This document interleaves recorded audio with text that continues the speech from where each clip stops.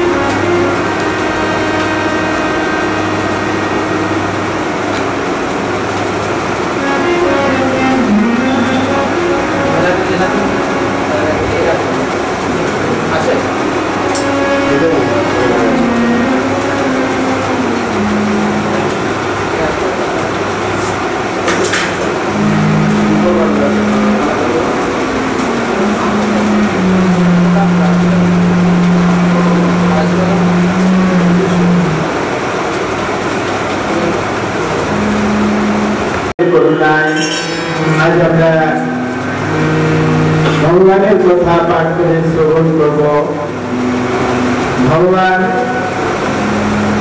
ভাগবতের কথা আমরা পাঠ করে শ্রবণ করব।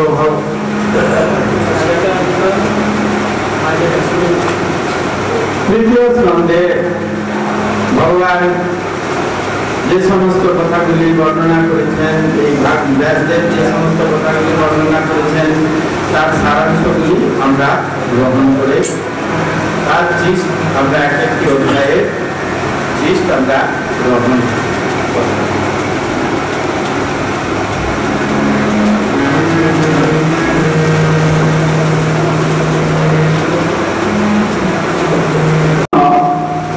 তার লীলা সংবরণ করে ধর্ম ও তত্ত্ব জ্ঞান সহ তার ধামে ফিরে যাওয়ার ঠিক পরে সূর্যের মতো উজ্জ্বল এই ভাগবত পুরাণ উদিত হয়েছে। যে সমস্ত মানুষ কলিযুগে অজ্ঞানতম অন্ধকারে আচ্ছন্ন হয়ে দৃষ্টিহীন হয়ে পড়েছেন, তারা এই ভাগবত পুরাণ থেকে তত্ত্বজ্ঞানের আলো প্রাপ্ত হয়।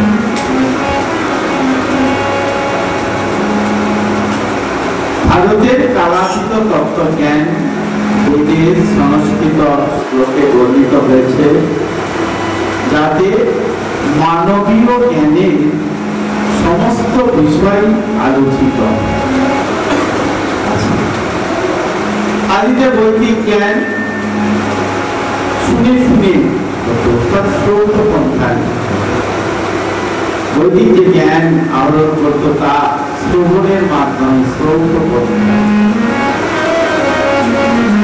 প্রবাহিত হতো। কিন্তু আজ থেকে প্রায় ৫,০০০ বছর আগে ভগবানের সপ্তাহের অবতার শ্রীল ব্যাসদেব সমস্ত বেদ তিনি লিপিবদ্ধ করেছেন, বিভাগ করেছেন। বেদকে বিভাগ করে ব্যাসদেব বৈদিক তত্ত্বজ্ঞানের নির্যাস স্বরূপ বেদান্ত সূত্র প্রণয়ন করেছেন। শ্রীমদ্ ভাগবত অর্থাৎ ভাগবত পুরাণ স্বয়ং ছিল ব্যাসদেব কৃত বেদান্ত সূত্রেরই ভাষ্য। তার পারমার্থিক জীবনে পরিপক্ক অবস্থায় ছিল ব্যাসদেব তার গুরুদেব ছিল নারদ মুনির নির্দেশে তা প্রণয়ন করেছেন। এই শ্রীমদ্ ভাগবত হল বেদবিদকে সুপক্ষ ফল। শ্রীমদ্ ভাগবত বৈদিক জ্ঞানের সবচাইতে পূর্ণাঙ্গ এবং প্রামাণিক বিশ্লেষণ। শ্রীমদ ভাগবত সংকলন করার পর ব্যাসদেব তার সংক্ষিপ্ত সার তার পুত্র শুকদেব গোস্বামীকে প্রদান করেছেন। শুকদেব গোস্বামী যথাক্রমে হস্তিনাপুরে অর্থাৎ অধুনা দিল্লি গঙ্গার তীরে তত্ত্বজ্ঞানী ঋষিদের সভায় পরীক্ষিত মহারাজকে সমগ্র শ্রীমদ ভাগবত শুনিয়েছিলেন।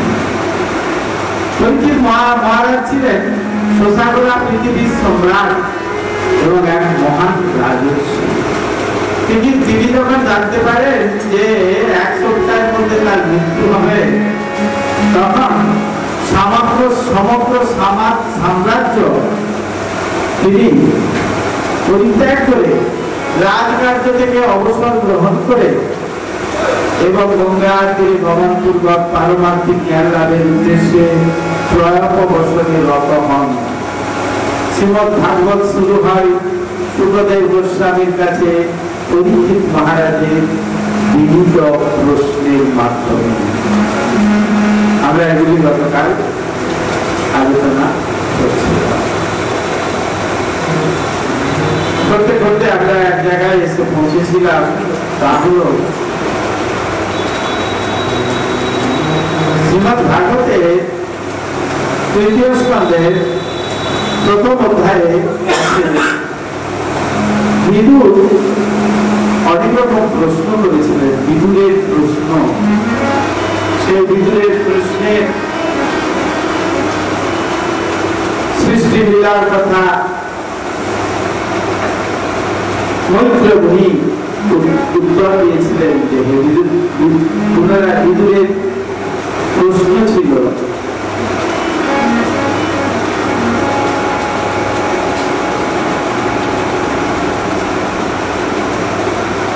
এই সৃষ্টি জগতের কিভাবে এই সৃষ্টি এই জগৎ সৃষ্টি হয়েছে বা জগৎ সৃষ্টি কি কি। তখন পুনরায় বিদুরের প্রশ্ন অনুসারে মৈত্র মুনি বললেন যে বিদু, পরমেশ্বর ভগবানের উপদেশ অনুসারে ব্রহ্মা দিব্য শতবর্ষ তপস্যা করেছিলেন। কত বছর? দিব্য শতবর্ষ। তার মানে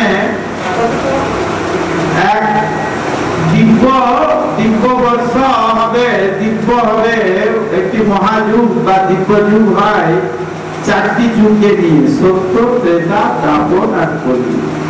এই চারটি যুগকে নিয়ে একটি যুগ, একটি দিব্য যুগ।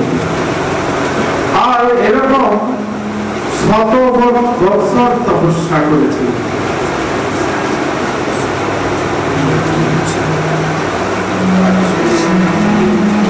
শতবর্ষ তপস্যা করেছিলেন।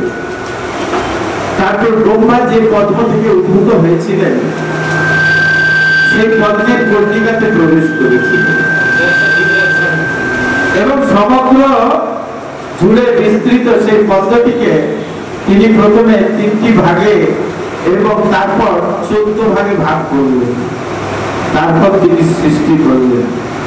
তার প্রথম সৃষ্টি হলো মহত্তত্ত্ব, দ্বিতীয় সৃষ্টি হলো অহংকার, তৃতীয় সৃষ্টিতে তিনি তন্মাত্র বা বিষয় বা ইন্দ্রিয়ের অনুভূতি, চতুর্থ সৃষ্টি হলো জ্ঞান ও কর্মদক্ষতা, পঞ্চম সৃষ্টিতে মন, ষষ্ঠ সৃষ্টি হলো অজ্ঞানতম অন্ধকার, অজ্ঞান অন্ধকার, সপ্তম সৃষ্টি হলো স্থাবর, অষ্টম সৃষ্টি হলো নিম্ন স্তরের প্রাণী, পশু পক্ষী ইত্যাদি, নবম সৃষ্টি হলো মানব শ্রেণী। ব্রহ্মা কখন সৃষ্টি করলেন? নবম, নয় সৃষ্টির সময় কি করলেন? মানব শ্রেণী সৃষ্টি করলেন। মানুষের মধ্যে রজগুণের প্রাধান্য অধিক থাকায় মানুষ নানা রকম দুঃখ দুর্দশার মধ্যে সর্বদা কর্মতৎপর। কর্ম তৎপর, সারা দিনের মধ্যে একটু বিশ্রামের সময় নেই। আবার বিশ্রাম যদিও সময় পাচ্ছে, কৃষ্ণ ভজন করার সময় পাচ্ছে না। আমার সময় না, এই যে বুড়ি মাগুলো পর্যন্ত বলছে আমাদের সময় নেই, হরি ভজন করবো না, গলায় মালা করবো না, কপালে তিলক করবো না, হাতে হরিনাম করবো না, জিহ্বায় ভগবানের প্রসাদ খাবো না, তাহলে কি হবে? জগৎ তার জন্য বললেন রজগুণ আর সর্বদা কর্ম তৎপর।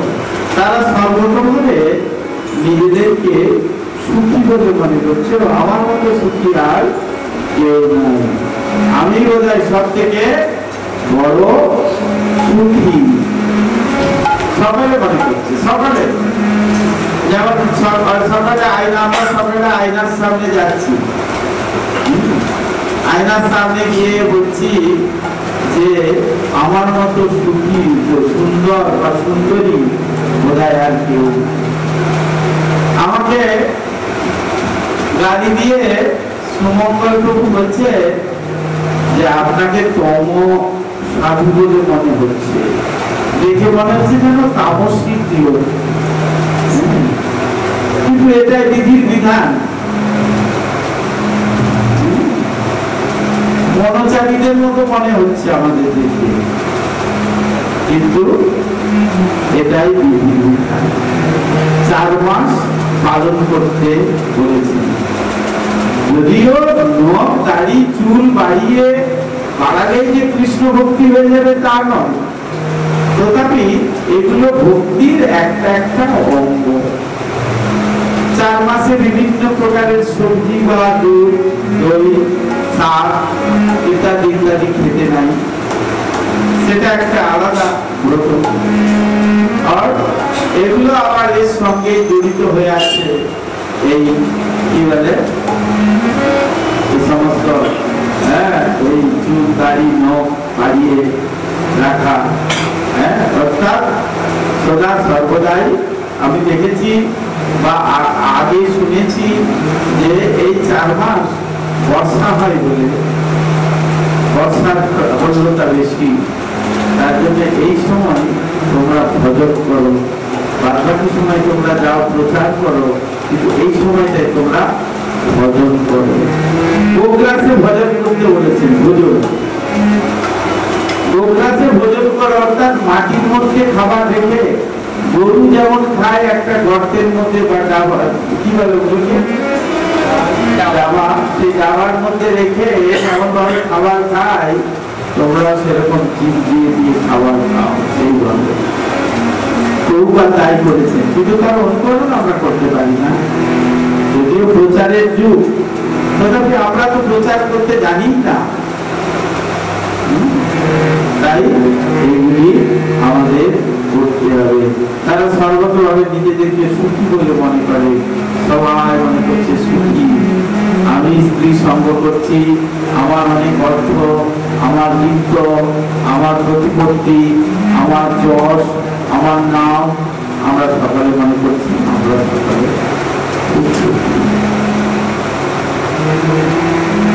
শেষ 3টি সৃষ্টি এবং দেবতাদের সৃষ্টি হলো দশম সৃষ্টি। একাধিক দেব সৃষ্টি, এগুলো 8 প্রকার। কি কি? দেব, পিতৃ, অসুর, গন্ধর্ব ও অপ্সরা, যজ্ঞ, সিদ্ধ, চারণ, বিদ্যাধর, ভূত, প্রেত, পিশাচ, সব ব্রহ্মার সৃষ্টি। কিন্নর,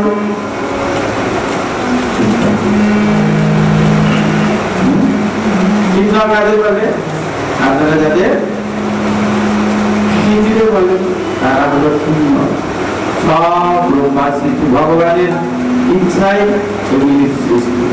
ব্রহ্মাণ্ডের স্রষ্টা ব্রহ্মা এগুলিকে সৃষ্টি করেছে। তাই সত্য, ত্রেতা, দাপর ও প্রলয় 4টি যুগ। এই চারি যুগ একত্রে একটি দিব্যযুগ বা মহাযুগ। আর 1,000 অর্থাৎ 1000 মহাযুগে ব্রহ্মার একটি দিন হয়। আর এই ব্রহ্মার একদিনে 14টা মনু কাল হয়, 14 মনু কাল। এদিন রাধাষ্টমীর দিনে আমাদের গৌরবাবু বলছিলেন এতে কলকাতা মঠে, নরেন্দ্রপুর মঠে বলছিলেন পাঠে, ব্রহ্মার রাত্রিকাল 1,000 দিব্যযুগ, অর্থাৎ 1000 দিব্যযুগ, সত্য ত্রেতা তারপর 1000। সেই সময় তিনি নিদ্রা যান। ব্রহ্মার বিষাক্তে যখন ব্রহ্মার দিন শুরু হয়, তখন পুনরায় ত্রিলোকের সৃষ্টি শুরু হয়। আর প্রত্যেক মন্বন্তরে পরমেশ্বর ভগবান মনু এবং অন্যান্য অবতার রূপে তার অন্তরঙ্গা শক্তি প্রকাশ করে আবির্ভূত।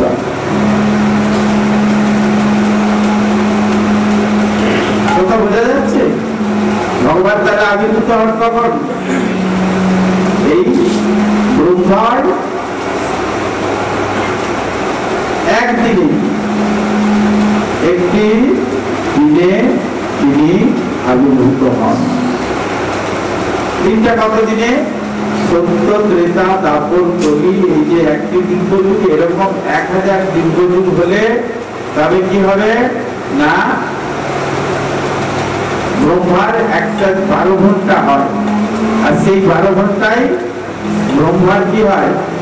এই ভগবান আবির্ভূত অবতার রূপে।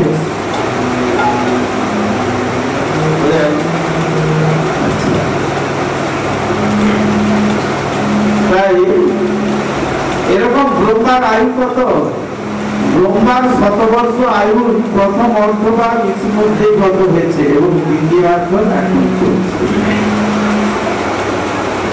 এভাবে আমি গতকাল সেই আলোচনা করেছিলাম যে ভগবান ব্রহ্মা সনক, সনন্দন, সনাতন ও সনত কুমার নামক 4 জন মহর্ষিকে সৃষ্টি করেছিলেন। ব্রহ্মা তার সেই পুত্রগণকে প্রজা সৃষ্টির আদেশ করেছিলেন। কি বলেছিলেন? যা তোমরা প্রজা সৃষ্টি করো।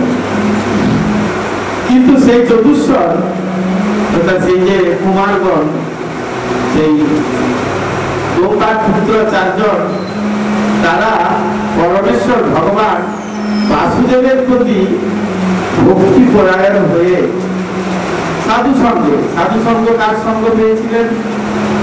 দেবর্ষি নারদের সঙ্গ পেয়ে, দেবর্ষি নারদের সঙ্গ প্রভাবে এই সনক, সনন্দ, সনাতন ও সনত কুমার, এই 4 জন তারা গীতার কথা না রেখে ভগবান শ্রী বাসুদেব কৃষ্ণের প্রতি ভক্তি পরায়ণ হয়ে সেই সৃষ্টি কার্যে অনিচ্ছা প্রকাশ করে তারপর তারা কি করলেন? তারা চলে গেলেন তপস্যায়। তখন ব্রহ্মা খুব ক্রুদ্ধ হলেন। ব্রহ্মা যখন খুব রাগান্বিত হলেন বা ক্রুদ্ধ হলেন বা ক্রোধ প্রকাশ করছেন আর অতিশয় ক্রোধান্বিত হলে, তখন তার ভ্রু, এই যে দুটো ভ্রু আছে না, ভ্রুর মধ্যখান থেকে সৃষ্টি হলো এক নীল রোহিত বর্ণের শিশু। রোহিত কাকে বলে? নীল আবার রোহিত, তার মানে বর্ণটা নীল এবং রোহিত। নীল মানে নীল, রোহিত মানে এই দুটো মিশ্রণ করলে যে বর্ণটা হয় সেই বর্ণের একটি শিশু জন্মলাভ করে তিনি রোদন করতে শুরু করলেন। আর রোদন করতে শুরু করলে যেহেতু জন্ম লাভ করে জন্ম মাত্রই রোদন করছেন, তাই ব্রহ্মা তার নাম দিলেন রুদ্র, অর্থাৎ সদাশিব বা মহাদেব। মহাদেব তিনি যখন শান্ত হলেন তার নাম দিলেন শিব। মহান, ঋতধ্বজ, উগ্রনেতা, ভব, কাল, বামদেব, ভূতব্রত ইত্যাদি ইত্যাদি নামে তিনি পরিচিত। তাহলে শিবের জন্ম আমরা বুঝতে পারলাম, জানতে পারলাম কোথা থেকে হয়েছে। ব্রহ্মা অত্যন্ত রেগে গিয়েছিল, তার ভূম থেকে তারপর ব্রহ্মার আদেশে রুদ্র প্রজার সৃষ্টি করল। কিন্তু সেই প্রজাগণ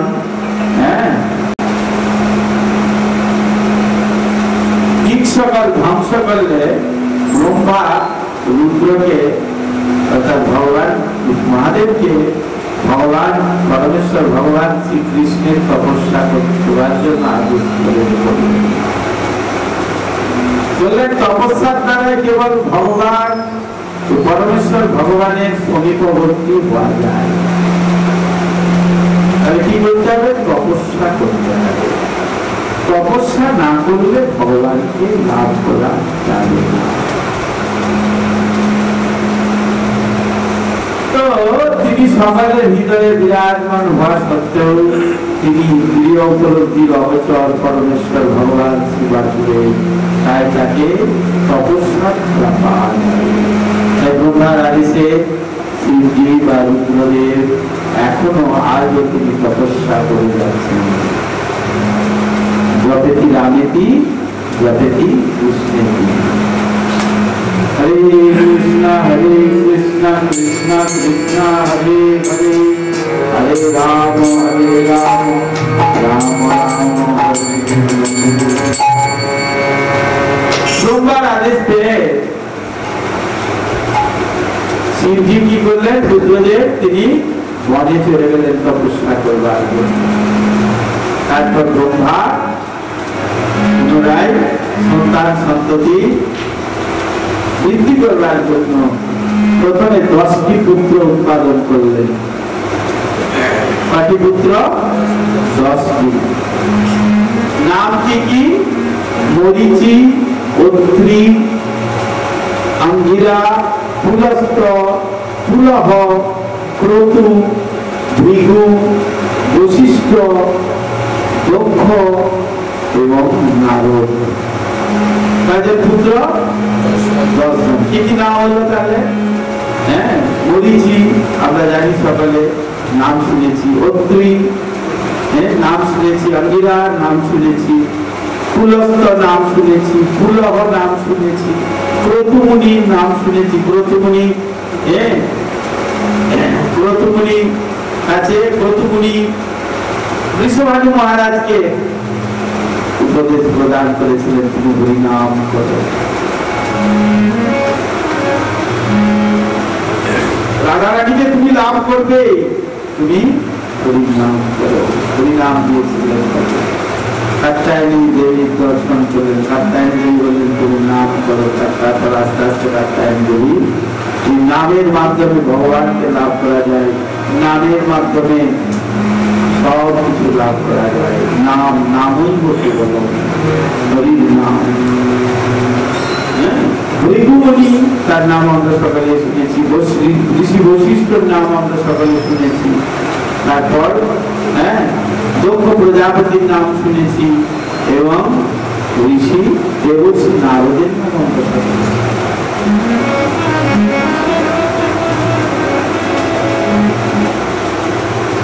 তিনি চিন্তা করলেন, ব্রহ্মা চিন্তা করছে যে কিভাবে তিনি বিগত কল্পের মতো বিশ্ব সৃষ্টি করবেন।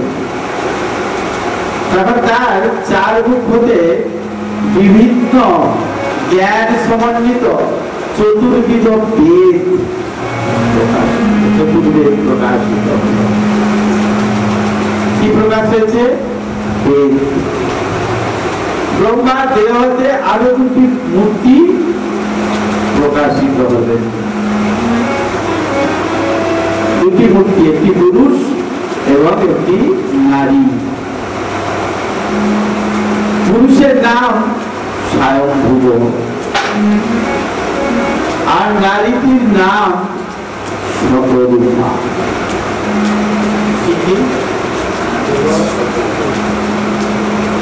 প্রথম পুরুষ কি নাম?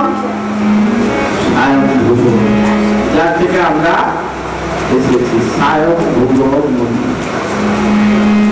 আর নারীর নাম কি? শতরূপা। যথা সময়ে মনু ও শতরূপা দুটি পুত্র প্রসব করলেন আর তিনটি কন্যা।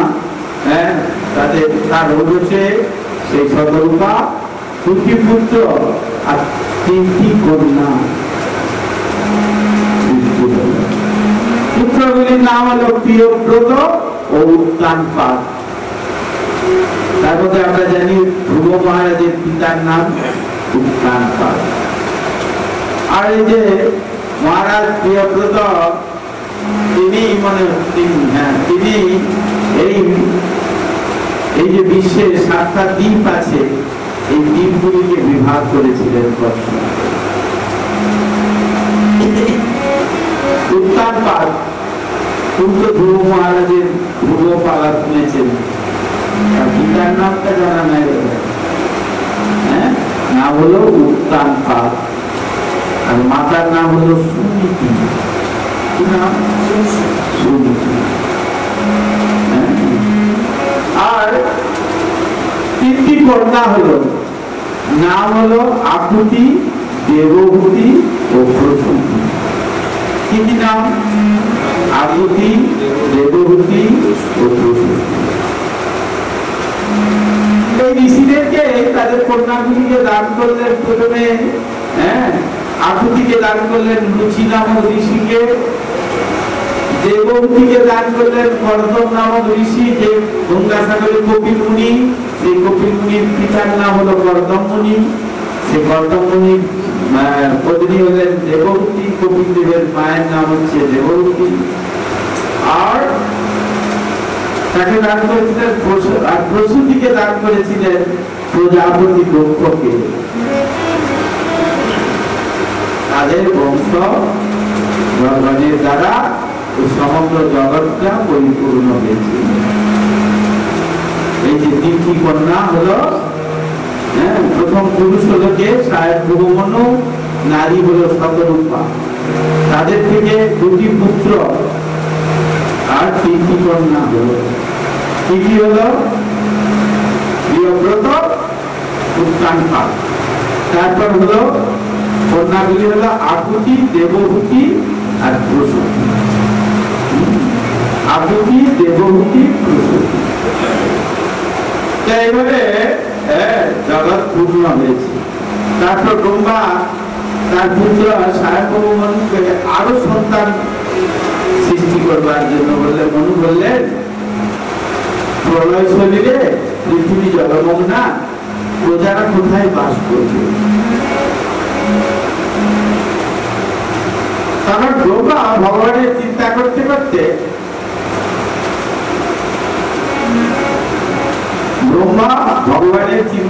করতে তারপর ব্রহ্মার নাসানন্দ থেকে এই ধরিত্রীকে উদ্ধার করবার জন্য স্বয়ং ভগবান সর্ষের দানার মতো একটি আকাশ সৃষ্টি করলেন। গতকাল বলেছিলাম তার নাম হলো গোরাহ। ভগবান গোরাহ বা শুকর রূপে আবির্ভূত হয়ে হিরণ্যাক্ষকে বধ করে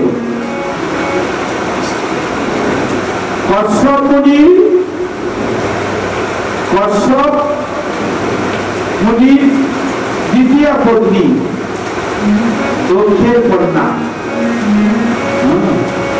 কি নাম না দিতি পুত্র হিরণ্যাক্ষ, হিরণ্যাক্ষকে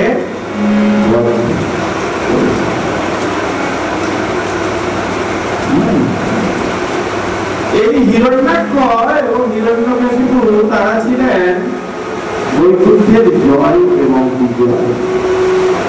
তাই তারা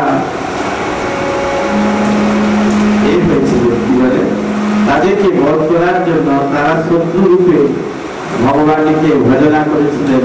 হিরণ্যাক্ষকে বধ করে ভগবান আনন্দ পেয়েছিলেন। হিরণ্যাক্ষ এই ধরিত্রীকে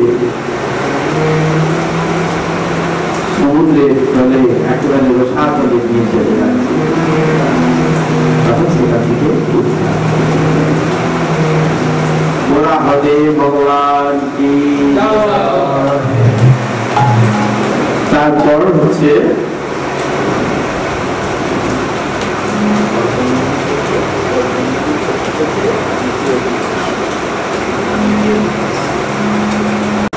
মহামতি বিদুরের প্রশ্ন অনুসারে মৈত্রেয় ঋষি বললেন, হে বিদুর, প্রজা সৃষ্টি করবার জন্য ব্রহ্মার দ্বারা আদিষ্ট হয়ে কর্দমমুনি 10,000 বছর ব্যাপী সরস্বতী নদীর তীরে তপস্যা করছিলেন। কতদিন? 10,000 বছর তিনি তপস্যা করছিলেন। পরমেশ্বর ভগবানকে নিত্য রূপে দর্শন লাভ করেছিলেন। তার তাৎপর্যে প্রণতি জানিয়ে গীতাঞ্জলি পুটে ভগবানের স্তব করেছিলেন। ভগবানের উপদেশ অনুসারে কর্দমমুনি ভগবান বললেন, তোমাকে বিবাহ করতে হবে। স্বয়ংভূ মনুর কন্যা দেবহূতিকে তুমি বিবাহ করো। বললেন, আমি বিবাহ করতে পারি, কিন্তু যদি আপনি আমার পুত্র রূপে আবির্ভূত হন, তাহলে আমি বিবাহ করব না। কন্ডিশন দিয়ে দিলেন। ভগবান বললেন, তথাস্তু। তাই কর্দমমুনি ও দেবহূতি পুত্র রূপে ভগবান অচ্যুত অচিরেই কর্দমমুনির পুত্র রূপে আবির্ভূত হলেন কপিল রূপে। ব্রহ্মার উপদেশ অনুসারে কর্দম ঋষি তার পুত্র হলো একটি এবং 9টি কন্যা হলো। 9টি কন্যাকে বিভিন্ন ঋষির নাম। এই কর্দমমুনির কন্যা হলো অরুন্ধতী। আরে কি 9টি কন্যা তো? অনুসূয়া, কলা, অনুসুয়া, তারপরে তোমার শ্রদ্ধা, অনেক ভুলে গেছি। ভৃগুমণিকে এক কন্যা দান করেছিলেন, তার নাম স্যাতি। ঋষি বশিষ্ঠকে দান করেছিলেন অরুন্ধতী। অরুন্ধতীকে ঋষি বশিষ্ঠর পত্নীর নাম অরুন্ধতী। এনারা সকালে এক একজন ভগবানের ভজনা করেছিলেন, তপস্যায় লিপ্ত। তারপরে শান্তি নামী কন্যাকে সম্বোধন করেছিলেন অথর্বকে, এবং অথর্ব ঋষিকে দান করেছিলেন। তারপর তিনি তার পত্নীকে অর্থাৎ মাকে, এই তার পত্নীকে তার পুত্রের হাতে তুলে দিয়ে তিনি পুনরায় তপস্যা করার তপস্যা করার জন্য এই যে কপিল মুনির শিক্ষা, কপিল মুনি যে শিক্ষা দিয়েছেন, দ্বিতীয় স্কন্ধ খুব সুন্দরভাবে বর্ণনা করা আছে। দ্বিতীয় স্কন্ধ বললেন মানুষ যখন আমি এবং আমার এই যে ভ্রান্ত পরিস্থিতি, কাম, লোভ, ক্রোধ ইত্যাদি কলুষ হতে সম্পূর্ণরূপে নির্মল হয়, তখন তার মন শুদ্ধ হয়, তার আগে শুদ্ধ হয়। কাম, ক্রোধ, লোভ, মোহ, মদ, মাত্সর্য, এই যে এগুলির দ্বারা যখন পুরোপুরি ভাবে নির্মল হয়ে যায়, তখন সে তার মন তার শুদ্ধ অবস্থা। আর সেই শুদ্ধ অবস্থায় তিনি তখন তথাকথিত জড় সুখ এবং দুঃখের অতীত হয়ে যায়। এই জগতে যে সুখ, সেই সুখকে বলছে জড় সুখ। এই জগতে যে সুখ, সেই সুখকে বলা হচ্ছে জড় সুখ। আর পারমার্থিক জগতের যে সুখ, সেই সুখকে বলা হচ্ছে কি না, পারমার্থিক জগতের সুখকে বলা হচ্ছে চিৎ সুখ, চিন্ময় সুখ।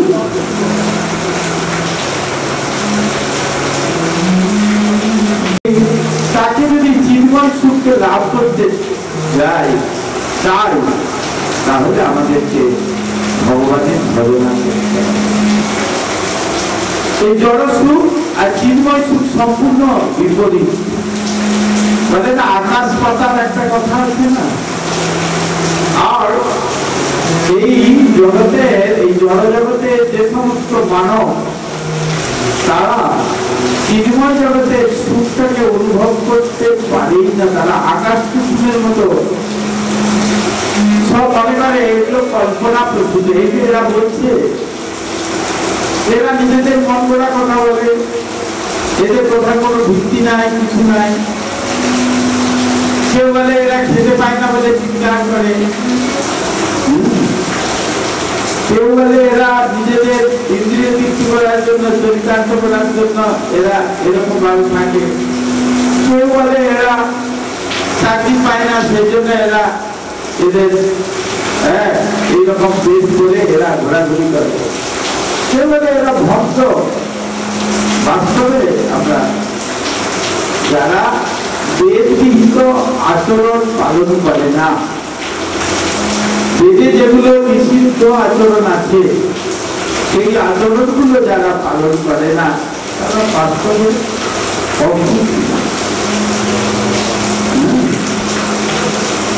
অসুখী বলেছেন। কেন? আমরা একটা কথা বলি, আমরা আমার খুব শরীরটা খারাপ, আমি অসুস্থ বা আমার অসুস্থ হয়েছে, আমরা বুঝি তো। তার মানে শরীরটার সুখ নাই। শরীরটার সুখ নাই মানে কি? মনটারও সুখ নাই। দেহ এবং মন আমাদের সুখী হতে পারে। একমাত্র দেহ মন আমাদের সুখী হবে তখনই, যখন ভগবানের সেবা করতে। ভগবানের সেবাতেই একমাত্র সুখ লাভ হয়, ভগবত সেবাতেই সুখ লাভ হয়।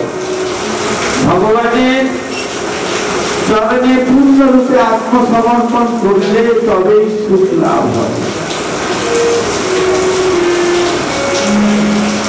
মাতা দেবভূমিকে এইভাবে তিনি অনেক দিলেন, উপদেশ দিলেন, জননীকে উপদেশ দিলেন যে ভগবান যে ব্যক্তি গৃহপ্রতির জীবন অবলম্বন করে জড়জাগতিক উন্নতি সাধনের জন্য ধর্ম অনুষ্ঠান করে এবং তারপরে যে অর্থনৈতিক উন্নতি সাধন এবং ইন্দ্রিয় তৃপ্তি সাধনের বাসনা চরিতার্থ করে, যে বারবার একইভাবে আচরণ করে আসক্তিহীন, অহংকার শূন্য হয়ে নিজের তৃপ্তি অনুসারে কর্তব্য কর্ম সম্পাদনের দ্বারা যখন সে শুদ্ধ চেতনা প্রাপ্ত হয়, তখন সে তার স্বরূপে প্রতিষ্ঠিত এবং তখন সে এই পারমার্থিক জগতে বা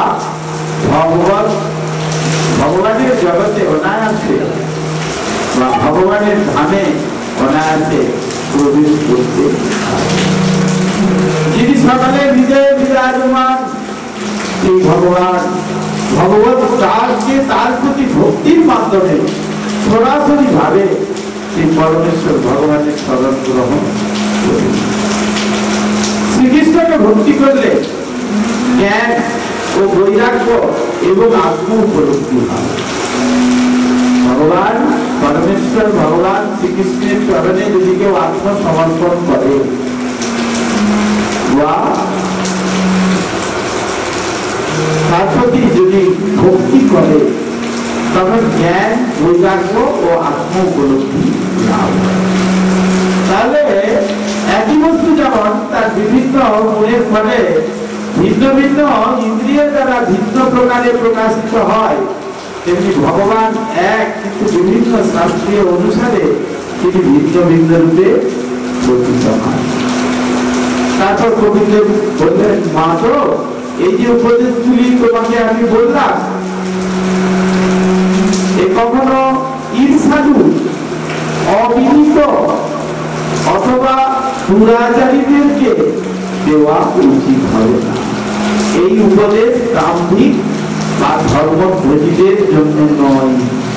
যে শ্রদ্ধাপরায়ণ ভক্ত সদ্গুরুদেবের প্রতি শ্রদ্ধাশীল, সদ্গুরুর প্রতি শ্রদ্ধাশীল অর্থাৎ গুরুদেবের প্রতি শ্রদ্ধাশীল, সকল জীবের প্রতি মৈত্রী ভাব এবং বিশ্বাস ও নিষ্ঠা সহকারে এই গোবিন্দের সেবা করতে উৎসুক, তাকেই এই সকল উপদেশ দেওয়া উচিত। শ্রদ্ধা ও প্রীতি সহকারে যিনি একবার গোবিন্দের সেবা করেন এবং গোবিন্দের বিষয়ে কৃষ্ণ কথা শ্রবণ এবং কীর্তন করেন, নিঃসন্দেহে তিনি তার প্রকৃত আলোয় ভগবত ধামে ফিরে যাবেন। হরে কৃষ্ণ হরে কৃষ্ণ কৃষ্ণ কৃষ্ণ হরে হরে, হরে রাম রাম রাম হরে।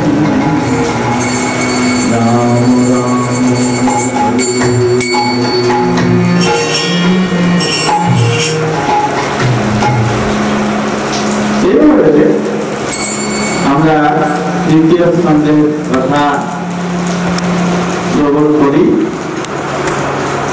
যেহেতু এই 7 দিনের মধ্যে আমরা এতগুলি কথা শুনতে চাই, তাই ছোট ছোট করে আমরা বলতে চাই। তারপর চতুর্থ স্কন্ধের কথা, ভগবান শ্রী বাসুদেব এর কথা যদি আমরা শ্রবণ করি। গতকাল আমরা একটি শ্লোক আলোচনা করেছিলাম, কি বাসুদেবে ওরা বেদা, বাসুদেব ওরা বেদা, বাসুদেব ওরা জীবন, বাসুদেব ওরা মুখা, বাসুদেব ওরা ক্রিয়া, ধর্ম বাসুদেব ওরা করছে।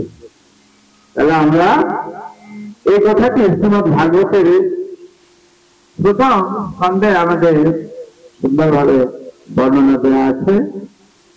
আমরা সেগুলি ভালোভাবে শ্রবণ করতে হবে আমাদেরকে। মৈত্রেয় ঋষি সার্বভৌমনুর বংশ বিস্তারের কথা বলতে গিয়ে তিনি প্রজাপতি দক্ষের কথা বলেছেন। প্রজাপতি দক্ষ তার পত্নীর নাম বলেছিলাম কি প্রসূতি। প্রসূতি গর্ভে 16টা কন্যা জন্ম হয়েছিল। কতগুলো? তার মধ্যে কনিষ্ঠ কন্যা ছিল সতী। কি নাম? সতী। সেই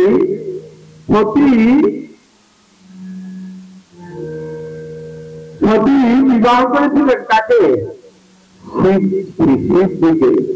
কেন? শিবজি ছিলেন পরম বৈষ্ণব। তিনি শিবজি, তিনি কে? তিনি শিবজিরই শিব ঠাকুরেরই এক আত্মা, আত্মার দুটি ভাগ, শিবের আত্মার দুটি ভাগ, দুটি দেহ, একটি শিব আর বিভিন্ন সময় বিভিন্ন রূপে আবির্ভূত হয়েছেন। শিবজির কখনো মৃত্যু হয় নাই। শিবজি মৃত্যুকে জয় করেছিলেন কি করে? না ভগবানের নামের দ্বারা। হরি নাম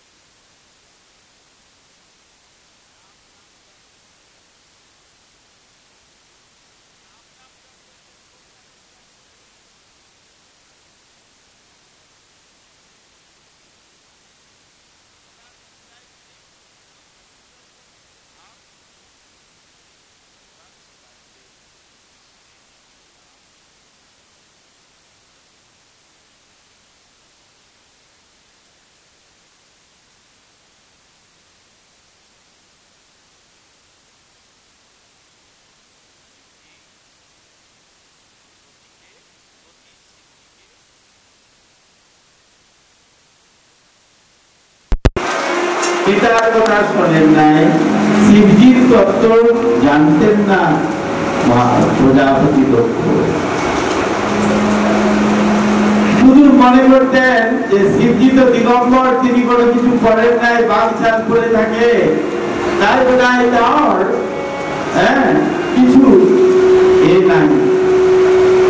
আমরা সবাই কি ভাবি, আমার মেয়েটা যদি ছোট গরিব ঘরে বিয়ে করে তখন কি ভাবো, তাই তো মেয়েটা আমার খেতে পারবে।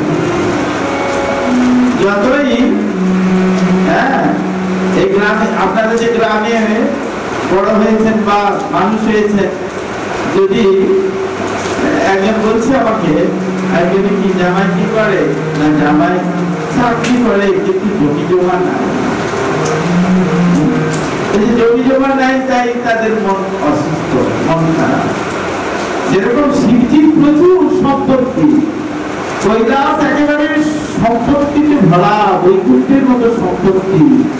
শ্রীমদ ভাগবতের চতুর্থ স্কন্ধ পাঠ করলে যে কৈলাসের যে বর্ণনা, তাতে আমরা দেখতে পাই শিবজির প্রচুর, কিন্তু প্রজাপতি দক্ষ যেহেতু শিবের প্রতি তার একটা এ ছিল, শিব বলি শিব শ্মশানে বসানে থাকে, তাকে একদম সম্মান জানাই বলে সম্মান দিল। আমাদের যোগ্য হচ্ছে সকলেই নিমন্ত্রিত, শিবজিও এসেছে, দক্ষ প্রজাপতি দক্ষ যজ্ঞ করছে। যজ্ঞ করলে কি হলো না, সেই যজ্ঞ করতে যজ্ঞস্থলীতে যখন প্রজাপতি দক্ষ তো খুব অহংকারী ছিলেন, তাই তিনি যখন প্রবেশ করলেন, এখন সবাই উঠে দাঁড়ালেন, কিন্তু সেখানে দাঁড়ালেন না দুইজন, কে? শিব ঠাকুর আর ব্রহ্মা। ব্রহ্মা দাঁড়ালেন না, ব্রহ্মা তো পিতা, ব্রহ্মা কেন দাঁড়াবেন? রাজা মশাইকে দেখে বা মাননীয় ব্যক্তিকে দেখলে কি হয়, সকালে উঠে দাঁড়ায়, তাকে সম্মান করে। কিন্তু শিব বললো আমি তো শ্বশুর, তাহলে আমাকে দেখে দাঁড়ালো না। আর শিবজি সবসময় কৃষ্ণ নাম জপ করছেন, তো ভগবানের নাম জপে ব্যস্ত, তার খেয়ালই নাই কবরকে প্রবেশ করছে, কবরকে বুঝছে, কবরকে।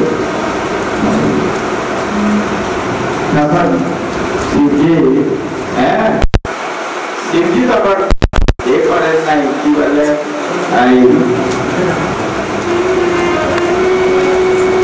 শিবজি তখন সম্মান প্রদর্শন করে নাই, তার জন্য কি হয়েছে না রাগে শিব বিহিত যজ্ঞ করল। এই যে শিবের প্রতি রাগ হয়ে গেল, আর শিবকে ক্ষমা করতে। পরবর্তী সময়ে হরিদ্বারে যজ্ঞ করছে, গঙ্গার তীরে পঙ্খালে যজ্ঞ করবে। রাজাদের যজ্ঞ করতে হয় তো, তাহলে সমস্ত যজ্ঞ করতে গেলে সমস্ত দেবতাদের আহ্বান করেছেন, দেবতারা এসেছেন, সকালেই এসেছেন,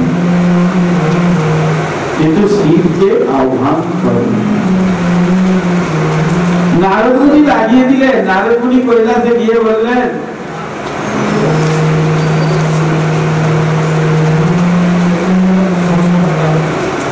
নারদ মুনি বললেন যে তুমি জানো কৈলাসে গিয়ে বলছে তোমার পিতা যজ্ঞ করছে, অমুক দিনে যজ্ঞ হবে, তাহলে তুমি কি যাবে না? না, পিতা তো আমাদের নিমন্ত্রণ করেন নাই। বলে আরে বোকা, তুমি যাবে না? মেয়েরা তো পিতার ঘরে যাবে, তার জন্য নিমন্ত্রণ কি করতে হবে? বিনা নিমন্ত্রণে যেতে হয়, মানে শুনলেই যাওয়া যাবে। ঠিক আছে, এবার শিবজিকে খুব গিয়ে বলছেন যে পিতা যজ্ঞ করছে, আমি যাবো। শিবজি প্রথমত অনুমতি দিতে চাইছেন। অনুমতি না দিলে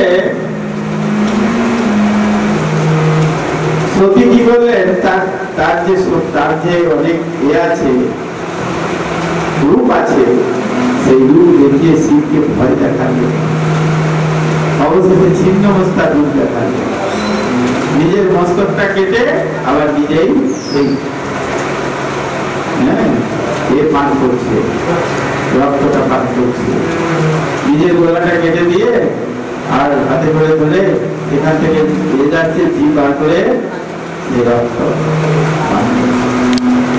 এটা দেখে শিবজি ভয় পেয়ে, ভয় পাক আর নাই পাক, যাক অনুমতি দিলে তিনি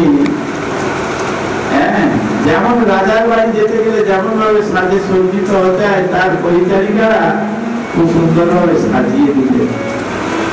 সাজিয়ে দিয়ে দোলাই করে নিয়ে গেলেন। দোলা মানে পালকিতে করে কোথায় নিয়ে যাচ্ছে? প্রজাপতি পক্ষের বাড়ি। সেখানে নিয়ে গেলে, যেখানে যজ্ঞ করছে সেখানে নিয়ে গেলে প্রথমে মায়ের সঙ্গে দেখা হয়। মায়ের সঙ্গে দেখা হলে মনিদের সঙ্গে দেখা হয়। সকালে খুব করেন, তিনি যখন পিতাকে গিয়ে প্রণাম করতে যান, তখন পিতা বলছেন তুই কি জন্য এসেছিস এখানে? কেন এসেছিস এখানে? কি কারণে এসেছিস? এই বলে তোকে কি নিমন্ত্রণ দিয়েছি, তুই এসেছিস?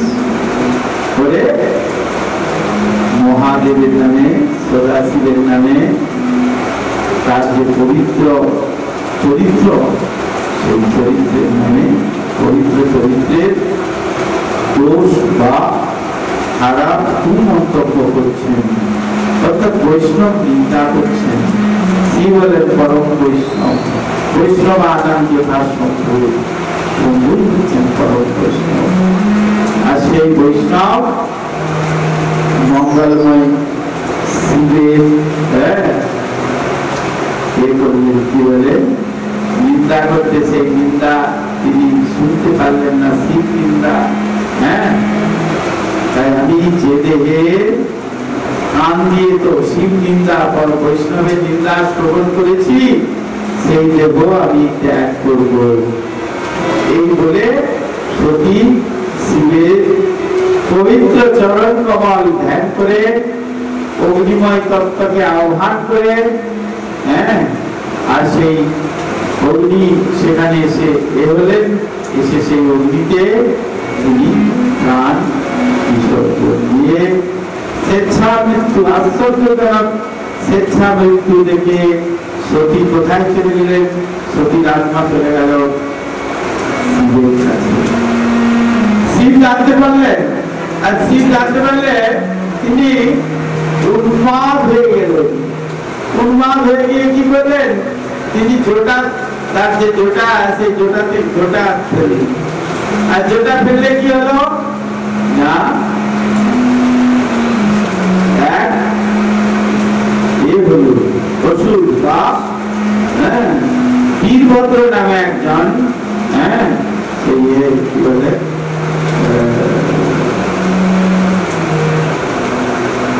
অসুর সৃষ্টি হলো।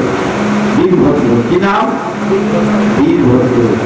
বীরভদ্র বললে আমার কি সেবা, বললেন যাও তুমি তোমার অনুচরদের নিয়ে সঙ্গে করে নিয়ে দক্ষিণ যোগদালে উপস্থিত হয়ে যাও, যজ্ঞ ধ্বংস করো। চলে গেলেন অনুচরদের নিয়ে, চলে গেলেন অনুচরদের নিয়ে গিয়ে যজ্ঞভূমি সর্বত্র ভ্রমণ করে, আর সেখানে কি করতে লাগলেন, যজ্ঞস্থলীতে, যজ্ঞের গতিতে, যজ্ঞের মধ্যে মূত্র মল ত্যাগ করতে লাগলেন।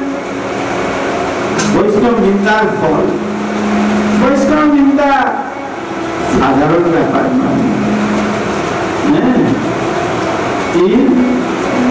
বলছে সাধারণ কথাই বলছে, বৈষ্ণব দেখিয়া যে না নোয়ায় মাথা,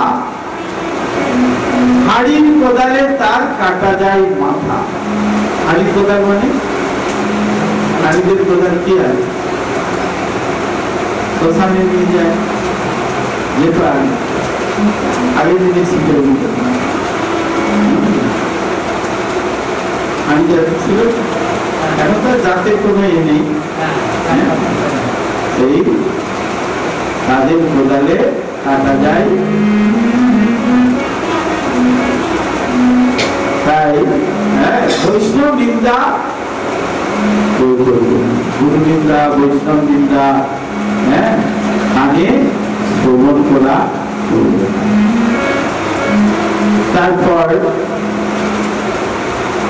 এখানে যজ্ঞ ছিল, কি বলে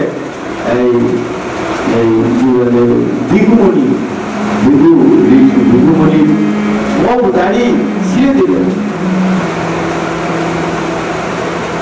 ভিগুকে ভূমিতে নিক্ষেপ করে তার চোখগুলো তুলে নিয়েছে।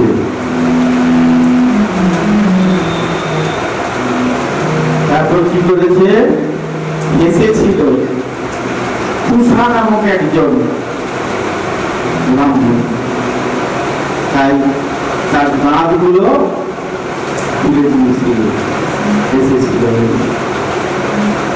তারপর যুবকাষ্টে দক্ষ রাজাকে টেনে এনে যুবকাষ্টের মধ্যে গলিয়ে, মাথাটা গলিয়ে তার মাথাটা কি করেছিল,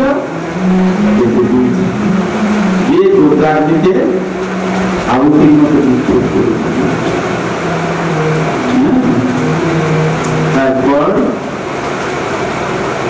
এইভাবে দক্ষের অনেক রকম শিব চিন্তা করেছিলেন বলে অবশেষে তিনি মস্তক পেয়েছিলেন। কিন্তু মস্তকটা কি ছাগলের মুন্ড হয়ে গিয়েছিল। যারা বৈষ্ণব চিন্তা করে, গুরু চিন্তা বৈষ্ণব চিন্তা করবে, তাদের এইরকম ক্ষতি হবে।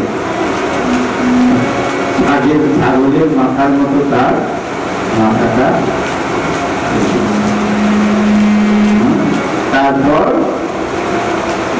ভগবান শ্রী বিষ্ণু এসে, ব্রহ্মা এসে কি করলেন, শিবকে এই শিবের চরণে তার মস্তক যখন দেখালেন, তখন সেই শিব ঠাকুরের এই লোকের দক্ষ কাছে প্রার্থনা করলে, তখন দক্ষ এই শিব সন্তুষ্ট হলেন।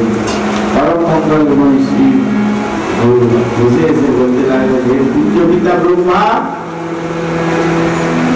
যারা যারা অপরাধ করেছে তার জন্য আমি কিছু মনে করি নাই, তাদের সংশোধন করবার জন্য কেবল আমি দণ্ড দিয়েছি। তাই তারপর সকালে দক্ষ যজ্ঞাকারে উপস্থিত হয়ে দক্ষের দেহে ছাড়মুণ্ড সংযোজিত করবার পর তিনি চেতনা শক্তি লাভ করে শিবে স্তব করলেন। এইভাবে শিব দক্ষকে ক্ষমা করলেন। দক্ষ ব্রহ্মার আজ্ঞায় উপাধ্যায় ও ঋত্বিকগণের সঙ্গে যজ্ঞে রীতাহুতি প্রদান করলেন। তখন শ্রী বিষ্ণু তার আদি নারায়ণ রূপে এখানে প্রকট হলেন। তখন ভগবান বিষ্ণু যজ্ঞে নিবেদিত আহুতি গ্রহণ করলেন। প্রজাপতি দক্ষ অত্যন্ত আনন্দ সহকারে তার বহু স্তবস্তুতি করলেন। এবং সকালে সেখানে সকালে ভগবান শ্রী বিষ্ণুর স্তব করতে লাগলেন। আর ব্রাহ্মণদের অভিশাপ দিয়েছিলেন।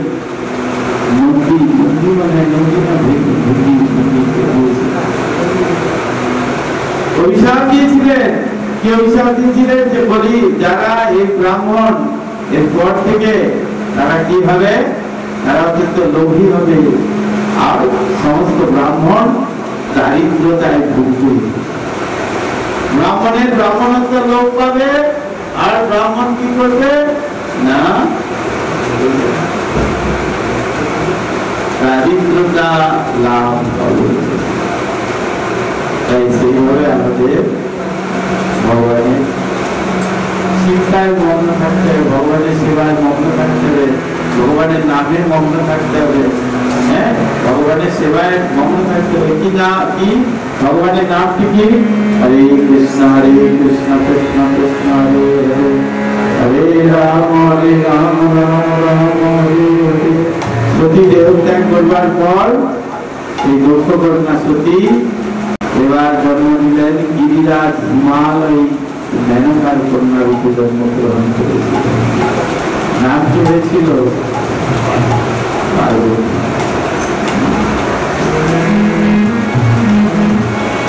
এই কথাগুলি আমরা যদি শ্রবণ করি তাহলে আমাদের কি হবে না আমাদের ভক্তিটা।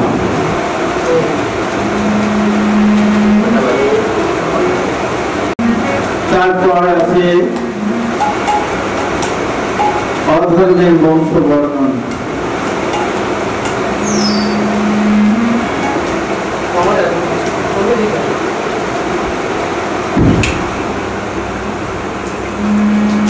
অধর্মের বংশ বর্ণনা।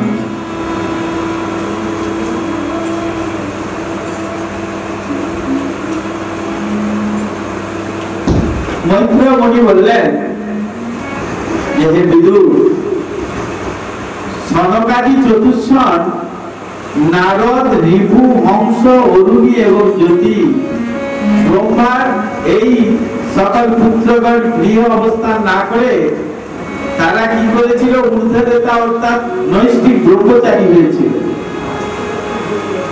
তখন ব্রহ্মা কি করলেন? ব্রহ্মা আরেকটা পুরুষের সৃষ্টি করলেন, তার নাম হলো অধর্ম। ব্রহ্মা কোথা থেকে অধর্মকে সৃষ্টি করেছেন? ব্রহ্মার পিঠ থেকে, পৃষ্ঠদেশ থেকে অধর্মকে সৃষ্টি করলেন। অধর্ম নামক একটি পুত্র জন্ম লাভ করে আছে। তার পত্নী আরেকটি ব্রহ্মারী না, তার নাম হলো মিথ্যা। অধর্মের পত্নীর নাম কি হলো? মিথ্যা। আর তাদের মিলনের ফলে একটি পুত্র হলো,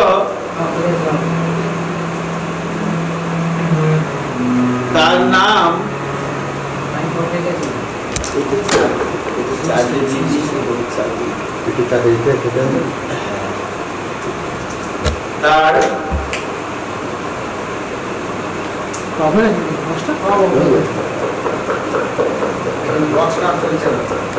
তার মিলনের ফলে দম্ভ এবং মায়া, পুত্র একটি পুত্র আর কন্যা হলো কি কি হলো? দম্ভ আর মায়া। আর তাদের মিলনের ফলে জন্ম হলো লোভ আর স্বঠতা। বুঝতে যাচ্ছে অধর্মের বংশটা ভালো করে? লোভ আর সভ্যতা, বলে না সৎ কপট।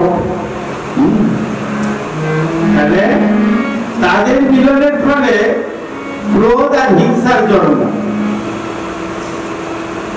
আর সেই ক্রোধ আর হিংসা থেকে জন্ম হয়েছে কলি আর দুরুক্তি। দুরুক্তি মানে কি? আপনারা বলেন না সাপের মুখে চুলকায়, ব্যাঙের মুখে চুলকায়। এর কাছে তার মনের মতো কথা বলবে, ওর কাছে গিয়ে তার মনের মতো কথা বলবে। তাহলে কি জন্য? এটাই কলিযুগ, এটাই কলি। হ্যাঁ, তাই কি হলো? কলি ও তার দুরুক্তির জন্ম হলো, আর তাদের মিলনের ফলে জন্ম হলো মৃত্যু আর ভয় ভীতি। তাদের মিলনের ফলে কি হলো? যাতনা আর নিরয়ের উৎপত্তি। নিরয় মানে নরক, যন্ত্রণা এবং নরকের উৎপত্তি। এই অধর্মের বংশ যদি কেউ 3 বার শ্রবণ করে, হৃদয়ে মলিনতা দূর হয়ে যাবে, মানবের মলিনতা দূর হয়ে যাবে।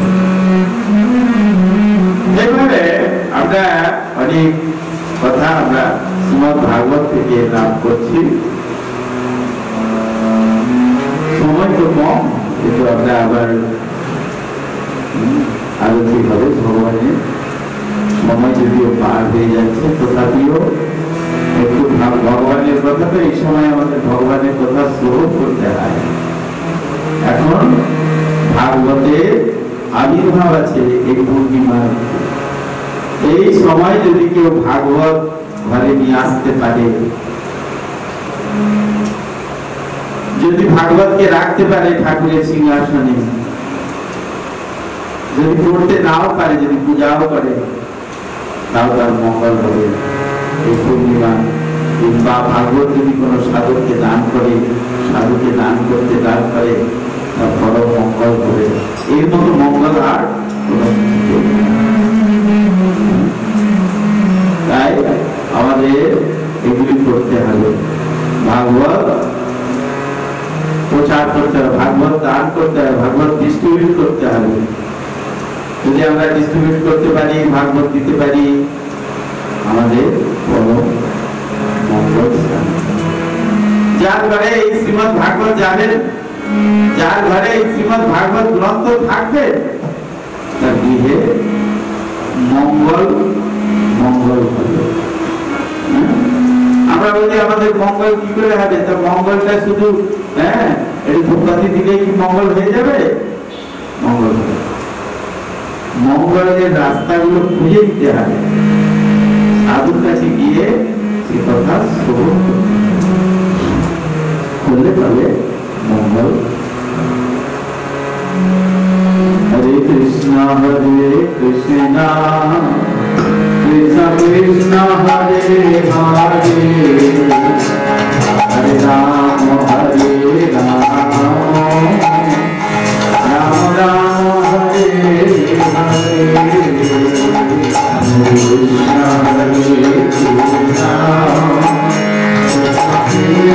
হরে হরে, হরে রাম রাম রাম হরে হরে, হরে কৃষ্ণ কৃষ্ণ কৃষ্ণ কৃষ্ণ হরে হরে, হরে রাম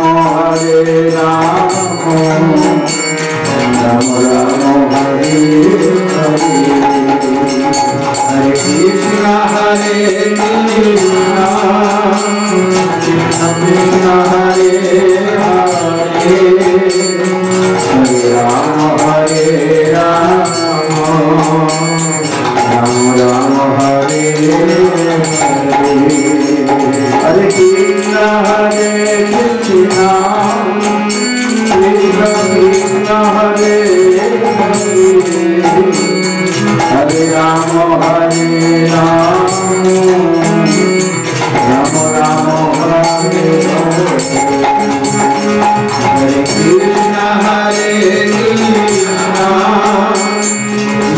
कृष्ण हरे हरे हरे राम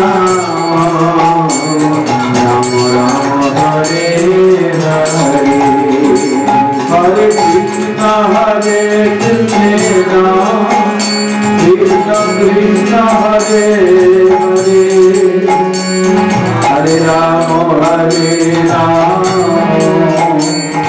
राम राम हरे हरे कृष्ण हरे कृष्ण कृष्ण कृष्ण हरे हरे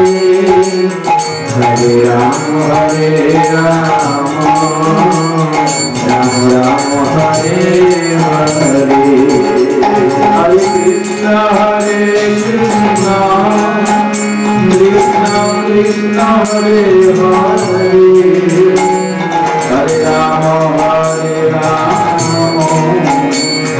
राम राम हरे हरे हरे कृष्ण हरे कृष्ण कृष्ण कृष्ण हरे हरे हरे राम राम राम हरे हरे हरे कृष्ण हरे कृष्ण कृष्ण कृष्ण हरे हरे हरे राम राम राम हरे हरे हरे कृष्ण हरे कृष्ण कृष्ण कृष्ण हरे हरे हरे राम राम राम हरे हरे हरे कृष्ण कृष्ण कृष्ण हरे हरे हरे राम राम राम हरे हरे हरे कृष्ण कृष्ण कृष्ण हरे हरे हरे राम राम राम हरे हरे हरे कृष्ण कृष्ण कृष्ण हरे हरे हरे राम राम राम हरे हरे हरे कृष्ण कृष्ण कृष्ण हरे हरे हरे राम राम राम हरे हरे गीता गौरा